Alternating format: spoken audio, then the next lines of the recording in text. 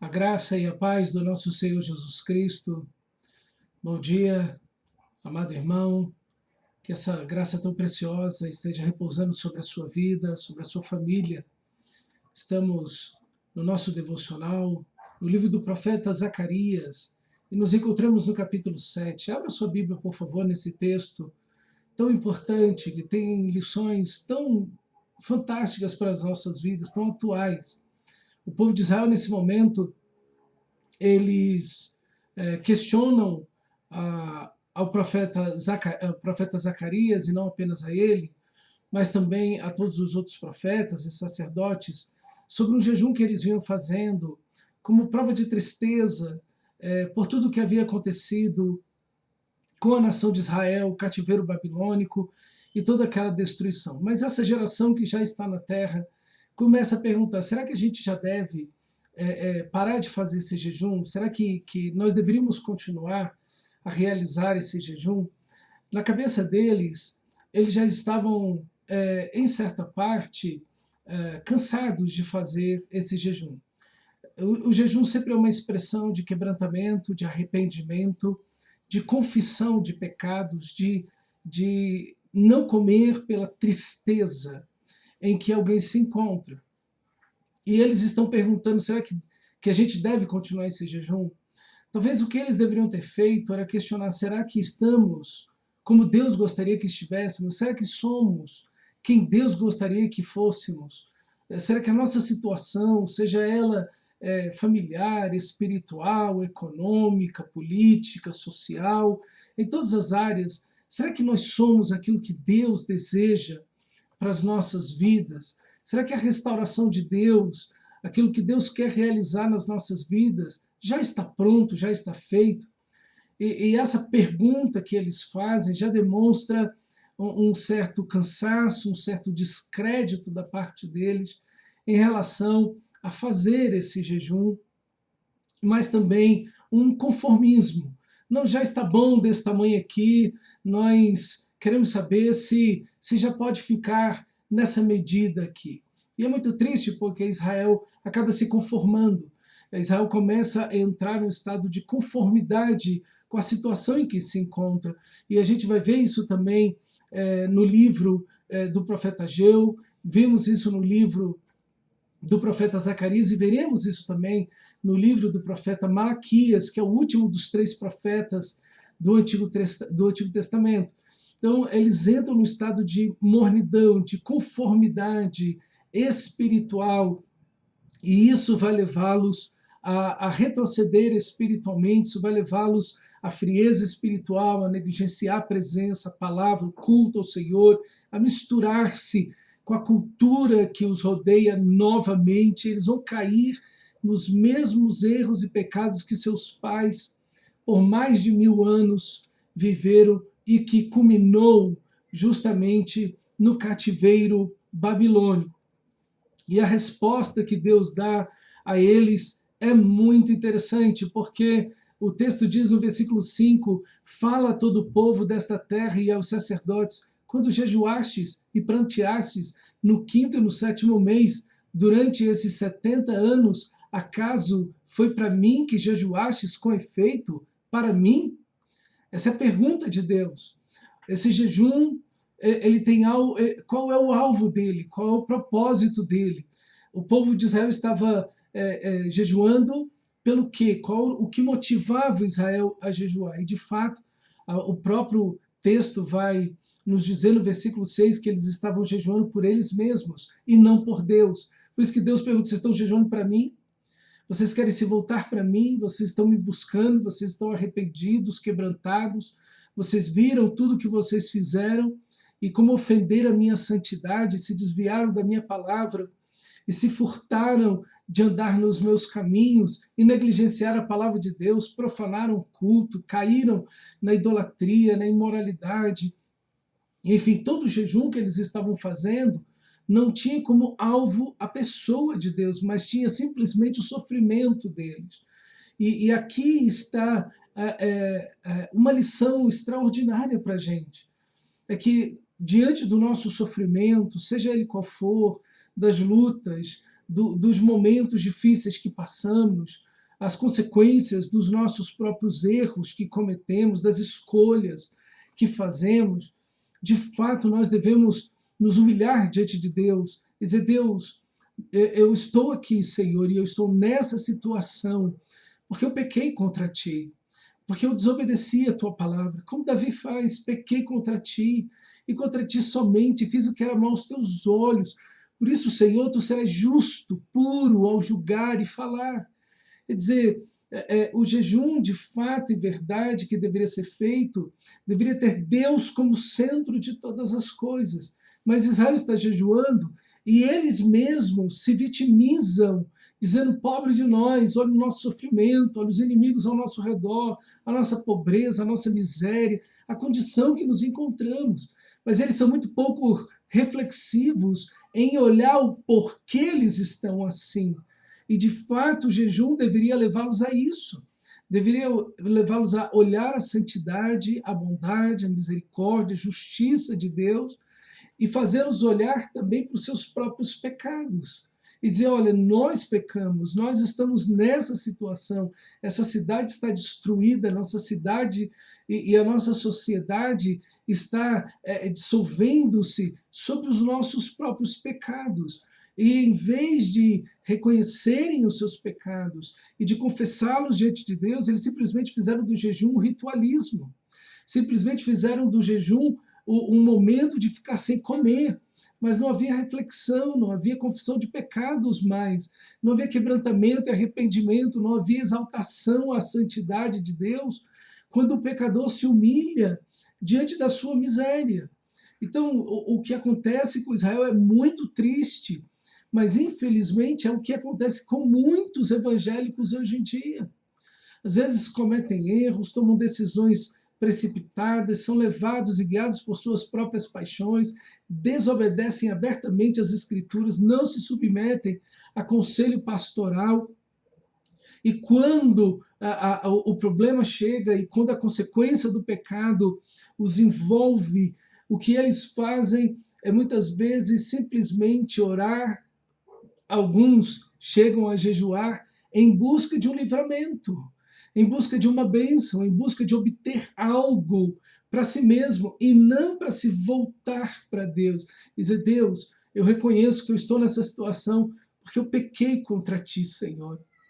Será, meu amado irmão, que você não está atravessando uma situação na sua vida, ou que você atravessou uma situação na sua vida em que eram consequências dos seus próprios pecados, das suas próprias desobediências, e você simplesmente está passando por cima da santidade de Deus, está simplesmente reclamando e murmurando de todas as coisas, ou pensando que Deus te deixou sem ter uma reflexão profunda, sincera, diante de Deus, e para consigo mesmo, e dizer: Senhor, eu estou assim, porque eu pequei contra ti. De fato, eu estou colhendo as consequências dos meus próprios pecados. Aqui estou eu, Senhor. Aqui estou eu porque eu quero que o Senhor seja exaltado na minha vida. Eu quero que o Senhor seja engrandecido na minha vida. Muito mais do que simplesmente resolver um problema, sair de uma situação, obter uma cura, ou que portas se abram na minha vida. Muito mais do que isso, o que eu preciso de fato é voltar para ti. É voltar para ti em quebrantamento, é voltar para a tua palavra em compromisso com a tua palavra. Senhor, é restabelecer essa comunhão, essa vida de oração, essa amizade, esse relacionamento intenso, vivo, que me é proposto na cruz de Cristo Jesus, que eu abandonei por causa dos meus pecados. É voltar-se para Deus e não voltar-se para si mesmo. No sofrimento, no lugar de muitas pessoas se voltarem para Deus, em arrependimento e quebrantamento, elas acabam sendo mais egoístas ainda e se voltando para si mesmas. Não percebe que todo problema que muitas vezes você está passando não é o fato, a consequência de você ter se voltado para si mesmo e deixou de voltar-se para Deus. Não é por isso que muitos problemas estão sendo presentes na sua vida, e agora você está tentando consertar um problema voltando-se ainda mais para si mesmo. jejuando para si mesmo, buscando uma bênção, um livramento, uma porta que se abra, a resolução de um problema ou de uma situação, quando de fato o que você deveria fazer é se voltar de todo o coração para o Senhor. O questionamento de Israel mostra a superficialidade deles diante do jejum, diante dessa prática tão bonita, mas que simplesmente se tornou religiosa. Será o momento de parar de jejuar? Quer dizer, eles não chegaram ao ponto de entenderem os seus pecados, de compreenderem a situação que estão, de verem as consequências dos seus próprios pecados. Há apenas um ritualismo ali, e isso, infelizmente, é tão presente em nossos dias. Pessoas que simplesmente oram ritualisticamente, ou para obter uma bênção, ou para obter um livramento, ou para que uma porta se abra, alguma coisa aconteça, e não há relacionamento, não há comunhão, não se volta para o Senhor. E aí o versículo 6 diz: quando comeis e bebeis, não é para vós outros mesmo que comeis e bebeis? Não ouviste vós a palavra do Senhor, que o Senhor pregou pelo ministério dos profetas que os precederam, quando Jerusalém estava ainda habitada e em paz, com suas cidades ao redor dela, e o sul e as campinas eram habitados? Veja, Deus já estava chamando Israel ao arrependimento, mas mesmo depois de todo aquele sofrimento do cativeiro, o povo de Israel não tem reflexão. É um povo que não consegue olhar para si mesmo. E nós temos muita dificuldade de olhar para nós mesmos. Nós temos grande facilidade de enxergar o outro. Nós temos grande facilidade de enxergar os erros nos outros, os tropeços, as culpas, os defeitos, as situações perigosas, as decisões erradas que os outros tomam. Mas nós temos muito pouca reflexão de enxergar a nós mesmos. Que você, meu amado irmão, possa de fato, diante desse texto tão maravilhoso, que você possa aproximar-se de Deus em arrependimento e quebrantamento. E se alguma situação que às vezes até já passou, mas não houve uma profunda reflexão da sua parte para com Deus, e você passou por aquilo, mas não houve mudança, não houve transformação, não houve ódio ao pecado, não houve uma santificação profunda e verdadeira na sua vida, mas simplesmente você passou pela tribulação e saiu dela, e ela passou como uma tempestade passa. Mas não houve essa mudança no seu coração, que você se volte para Deus e diga: Deus, sabe aquela situação que eu passei pelos meus pecados, mas eu não confessei diante de Ti, eu não me arrependi de verdade diante do Senhor. Se essa situação se apresentasse novamente, talvez, quase com certeza eu voltaria a tudo isso de novo. E a situação que eu estou passando agora, enfim, que você leve tudo isso em oração, que haja um jejum verdadeiro diante de você, que é o que o texto nos mostra no versículo 8 em diante, que é um jejum que muda a nossa vida, que nos leva a viver a vontade de Deus em obediência à palavra, nos faz viver a vontade, o caminho do bem, aquilo que Deus deseja, aquilo que Deus já ordenou na sua palavra, que é de fato uma vida em santificação, em justiça, em obediência ao Senhor da glória. E esse jejum que transforma o coração, que transforma a maneira de ver, de pensar, porque o simples fato de passar um tempo sem comer, em oração superficial, não tem nenhum poder. Pelo contrário, isso é até um veneno para o seu espírito, para a sua alma. Porque o seu coração vai se endurecer cada vez mais, vai se solidificar na lama do pecado. E no lugar de você estar mais parecido com Deus, você vai continuar mais parecido consigo mesmo e com o seu eu deitado na lama do pecado. Que você possa se arrepender, que você possa se voltar para Deus e não fazer um jejum para si mesmo, para se livrar de um sofrimento meramente, para obter uma bênção simplesmente, mas que de fato o alvo do jejum seja a santidade de Deus, a glória de Deus, a vontade de Deus, a palavra de Deus, uma vida que seja piedosa, isso é uma vida para a glória de Deus. E o povo de Israel, então, no versículo 13, para terminarmos, é interessante o que Deus diz, e o que Deus diz nesse versículo 13 é o mesmo que Deus vai dizer no Novo Testamento. O texto diz assim: visto que eu, o Senhor, chamei e eles não me ouviram, eles também chamarão, clamarão, e eu não os ouvirei, diz o Senhor dos Exércitos. Às vezes a gente pensa que esse tipo de conceito encaixa-se em Deus. Deus vai ouvir toda oração, Deus vai responder toda oração. Né?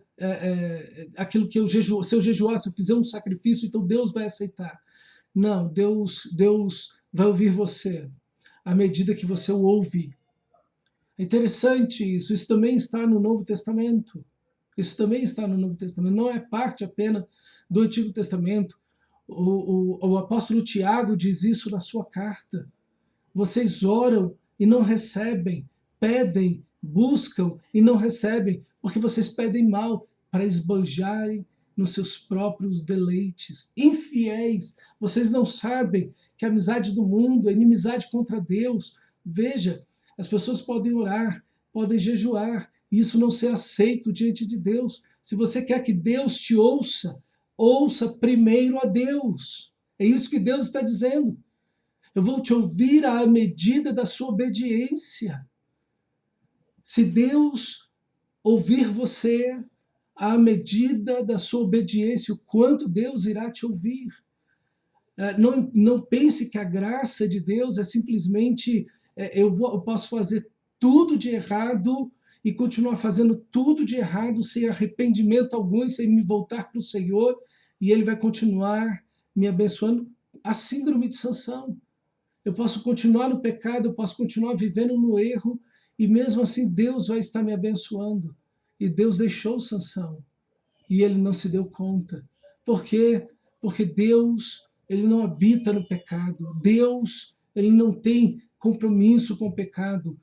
Nós fomos salvos, como diz Efésios capítulo 1, versículo 4, nós fomos salvos para a santificação. A santificação, a conformidade com a imagem de Cristo, com a pessoa de Deus, com a sua palavra, é a consequência da salvação. Se não há santidade, se não há conformidade com quem Deus é, com quem Cristo é, com a palavra de Deus, não houve salvação. Então, nós sabemos que ali há salvação, que a evidência da salvação é por meio da santificação, porque sem ela ninguém verá Deus. Que você, meu irmão, ouça a Deus, que você obedeça a Deus, porque Ele vai ouvir você, a sua oração. Que você ultrapasse todas as barreiras da religiosidade, da superficialidade, do egocentrismo, de uma vida espiritual voltada de si para si mesmo, doentia, essa espiritualidade completamente maligna, carnal, que está olhando e buscando apenas a si mesmo. Mas faça como o nosso Senhor Jesus te ensinou. Venha o teu reino, Senhor. Seja feita a tua vontade, assim como o Senhor faz nos céus, faz na terra. A vontade de Deus, a glória de Deus, a santidade de Deus, a presença de Deus, a obediência a Deus. Isso é o que há de mais importante na vida do cristão. Diga para Deus: Deus, glorifica o teu nome nessa situação que eu estou vivendo. Talvez você está nisso por causa de algum pecado, às vezes não.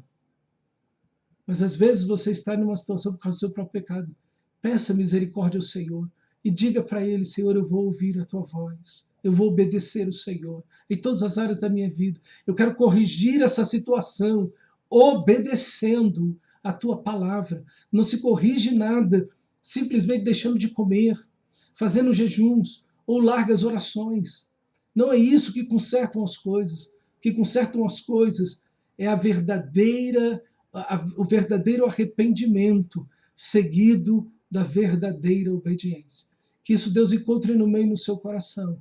Nossas vidas possam ser transformadas e que em meio a toda situação adversa que possamos estar vivendo, a glória de Deus se manifeste, a misericórdia de Deus se apresente e brilhe sobre nós o grande e poderoso, soberano amor de Deus por mim e por você. Que Deus te abençoe, meu irmão, e te fortaleça na graça de Cristo Jesus. Tire um excelente tempo de oração nesse momento e que você possa abrir sua alma para Deus plenamente e pedir que o Senhor, em você, glorifique o seu santo nome. Deus te abençoe na graça e na paz do nosso Senhor e Salvador Jesus Cristo. Deus te abençoe.